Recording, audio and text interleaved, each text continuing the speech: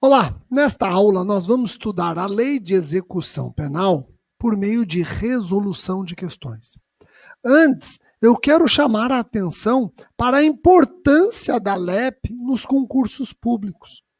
A LEP corresponde ao maior número de perguntas dentro do macrotema legislação extravagante.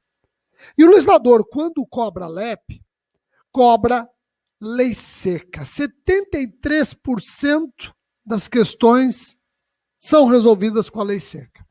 20% com jurisprudência e só 7% você precisa da doutrina. E olha, quando você pesquisa os assuntos mais cobrados, você vai enxergar 3 artigos quase sempre presentes. 3 artigos quase sempre presentes. Olha, o artigo 126, o artigo 127 e o artigo 146, letra B. Artigos da LEP mais cobrados nas questões de concurso. 126, remissão pelo trabalho e pelo estudo. 127, ainda no tema remissão. E 146B, monitoração eletrônica. Vejam a importância do assunto remissão. Feita esta introdução, chegou o momento de nós avançarmos. Vamos trabalhar questões de concurso, questões de várias bancas, questões com vários formatos.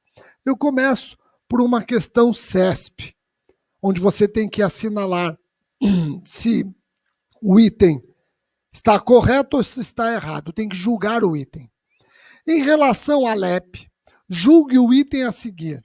O objetivo da execução penal é efetivar as disposições de decisão criminal condenatória, ainda que não definitiva, de forma a proporcionar condições para a integração social do condenado, do internado e do menor infrator. Vocês acham que esse item está certo ou está errado? Bom, para você responder essa pergunta, você tem que lembrar do artigo 1º da LEP, o artigo inaugural. Diz que a execução penal tem por objetivo efetivar as disposições da sentença ou decisão criminal e proporcionar condições para a harmônica integração social do condenado e do internado. Nossa, Rogério, a LEP, pelo que eu estou percebendo então, ela não é aplicada somente na hipótese de sentença condenatória. Não, ela também é aplicada na hipótese de sentença absolutória imprópria. Aplica-se a LEP no que couber na execução das medidas de segurança.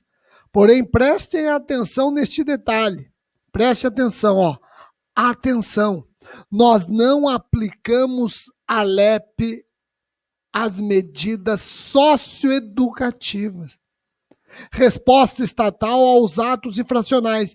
E aí está o erro da assertiva que nós estamos julgando. Vamos relembrar a assertiva. Ó, o objetivo da execução penal é efetivar as disposições de decisão criminal condenatória, ainda que não definitiva. Isso aqui até pode parecer errado, mas cuidado, viu?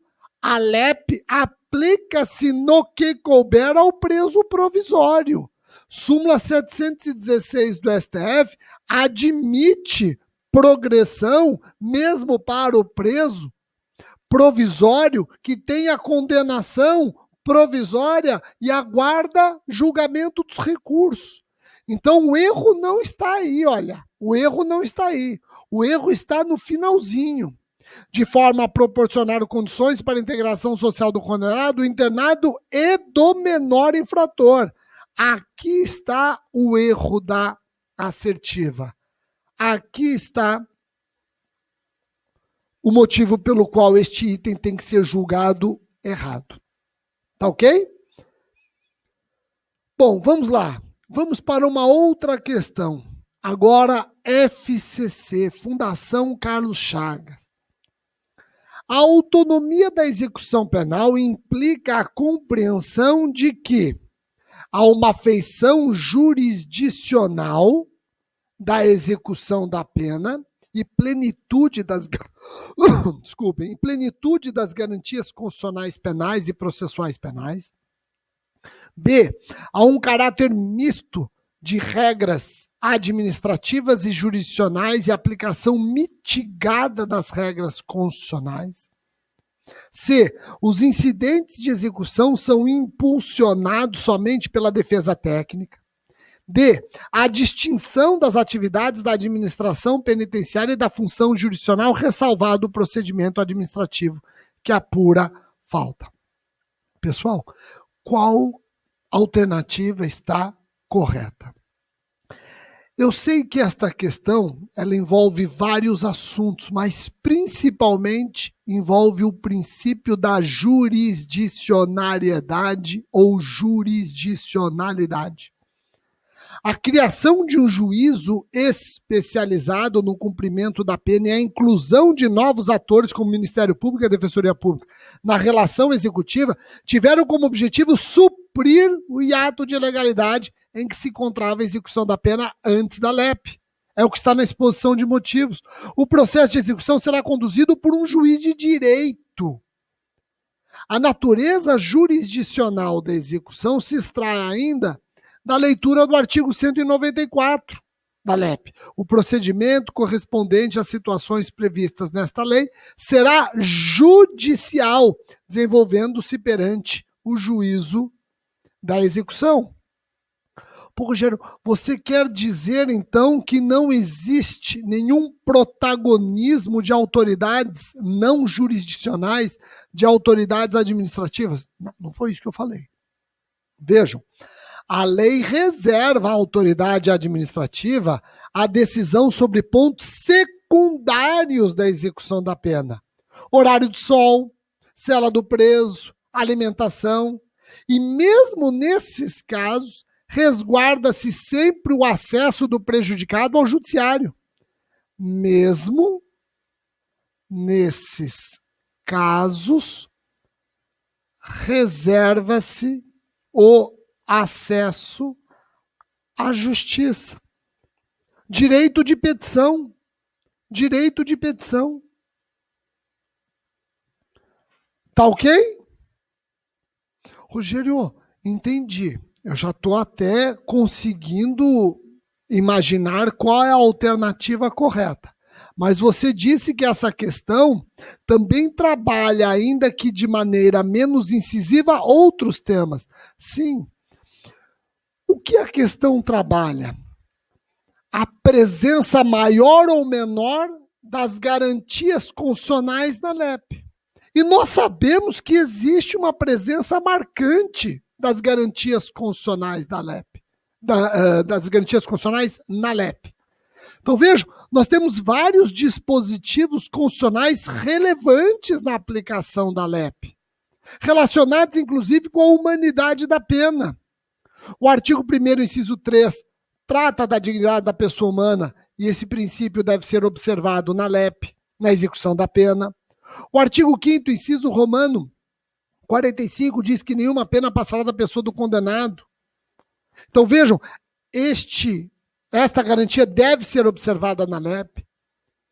O inciso romano 47 diz que não haverá penas de morte, penas de caráter perpétuo, trabalhos forçados, banimento, cruéis, tudo isso tem que ser observado. As penas proibidas têm que ser observadas na execução penal. A pena será cumprida em estabelecimentos distintos de acordo com a natureza do delito, a idade e o sexo do apenado. Isso tem que ser observado na LEP. Analisa o artigo 84 da LEP, você vai encontrar uma obediência fiel do legislador a essa garantia constitucional. É assegurado aos presos o respeito à integridade física e moral. Vai lá no artigo 41, você vai encontrar essa garantia. As presidiárias serão asseguradas condições para que possam permanecer com seus filhos durante o período de amamentação. Então, são várias garantias previstas na nossa Bíblia política que não podem ser desconsideradas pelo legislador e não são desconsideradas na LEP. Vamos voltar para a questão FCC. Vamos lá. Assinale a alternativa correta.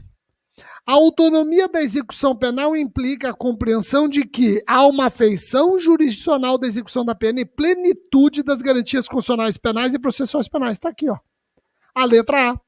Eu tenho uma feição jurisdicional da execução da pena, artigo 194 da LEP principalmente, a exposição de motivos também não deixa dúvidas a respeito desta feição jurisdicional, e uma observância plena das garantias constitucionais penais e processuais penais. Perfeito. Tá bom? Então, a alternativa a ser assinalada, alternativa A. A próxima questão foi cobrada no concurso do MP de Santa Catarina, que tem banca própria e trabalha com afirmações para você julgar certo ou errado. Vejam, o MP de Santa Catarina pediu para o candidato julgar o seguinte item, se está certo ou errado. Consoante a LEP, os condenados serão classificados na sua totalidade, segundo seus antecedentes, personalidade e culpabilidade, para orientar a individualização da execução penal. Pô, Rogério, então peraí. Este item está trabalhando a classificação do preso, sim. E vejam, lendo este item, você percebe que o seu examinador está cobrando letra da lei. E o que será que está errado? Eu já estou adiantando que este item está errado. Por quê? A Constituição Federal, no artigo 5º, inciso romano 48, diz que a pena será cumprida em estabelecimentos distintos de acordo com a natureza do delito, a idade e o sexo do apenado. Somado a isso, o artigo 5º da LEP diz: os condenados serão classificados segundo seus antecedentes e personalidade para orientar a individualização da execução penal. Em resumo, a pena será individualizada conforme a personalidade e os antecedentes do agente, bem como o tipo de delito por ele praticado. Depois vocês vejam a exposição de motivos, item 26. Item 26. Tá ok? No tema individualização da execução, você não pode esquecer ainda dos artigos 6º e 7º da LEP. Diz que a classificação será feita por comissão técnica de classificação que elaborará o programa individualizador da pena privativa de liberdade adequada ao condenado ou preso provisório. E essa comissão, existente em cada estabelecimento, será presidida pelo diretor e composta, no mínimo, por 2 chefes de serviço, um psiquiatra, um psicólogo e um assistente social, quando se tratar de condenado à pena privativa de liberdade. Nos demais casos, a comissão atuará junto ao juiz da execução e será integrada por fiscais do serviço social. Então, lendo esses 2 artigos, você percebe que as comissões têm composição distinta.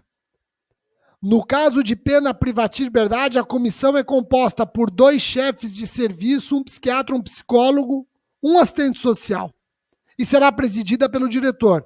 Já nos demais casos, por exemplo, penas restritivas de direitos, a comissão atuará junto ao juiz da execução e será composta pelos fiscais do serviço social. Relembrou classificação do preso e a individualização da execução penal? Você percebeu onde está o erro neste item colocado na prova para o concurso, ingresso à carreira de promotor de justiça em Santa Catarina? Qual é o erro do item?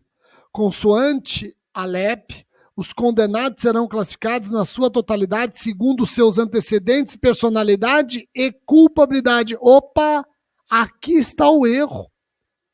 A culpabilidade não deve ser analisada na classificação do condenado. A culpabilidade já foi analisada na fixação da pena, artigo 59.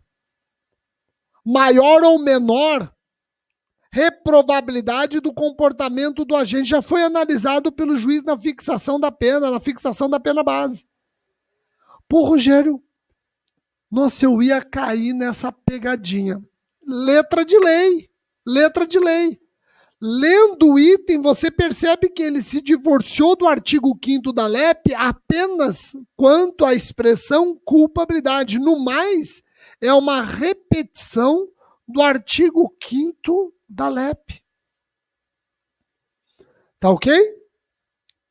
Vamos agora para uma questão CESP, inclusive trabalhando a execução penal através de um probleminha. Olha que legal. Gerson, com 21 anos de idade, e Gilson, com 16 anos de idade, foram presos em flagrante pela prática de crime. Após regular tramitação de processo nos juízos competentes, Gerson foi condenado pela prática de extorsão mediante sequestro e Gilson por cometimento de infração análoga a esse crime. Com relação a essa situação hipotética, julgue o item a seguir. Conforme entendimento dos tribunais superiores, tendo sido condenado pela prática de crime hediondo, Gerson deverá ser submetido ao exame criminológico para ter direito à progressão de regime. Então vejam, Gerson praticou o crime hediondo.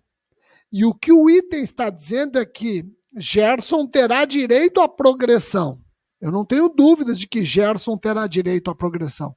Uma progressão que deve obedecer um quantum diferenciado de cumprimento de pena, mas tem direito à progressão.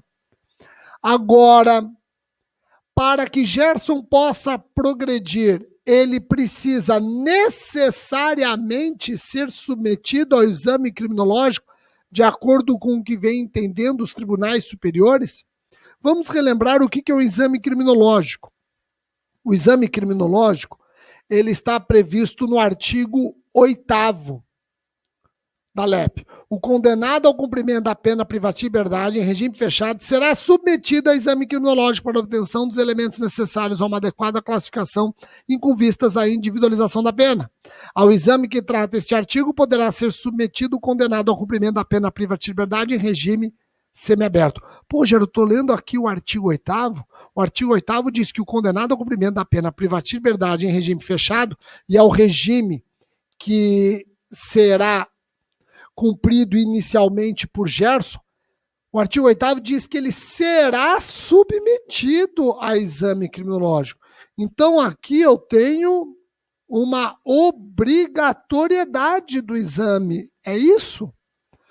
Pessoal, o exame criminológico, usado para individualizar determinadas execuções envolvendo fatos mais graves ou presos rotulados como perigosos, serve, não raras vezes, para orientar o magistrado nos incidentes de progressão e livramento condicional, não se confundindo, inclusive, com o exame de classificação. Você não pode confundir o exame criminológico, que é o tema que eu estou analisando com vocês agora, um exame realizado para saber se o preso pode progredir, pode conquistar um regime menos rigoroso, ou se pode conquistar a liberdade antecipada, o livramento condicional. Você não pode confundir este exame presente nos incidentes com o exame de classificação, que é um exame realizado no início da execução. Tem finalidades distintas. O exame de classificação é amplo e genérico, orienta o modo de cumprimento da pena, é um guia seguro visando a ressocialização. Envolve aspectos relacionados à personalidade do condenado, seus antecedentes, sua vida familiar e social, sua capacidade laborativa.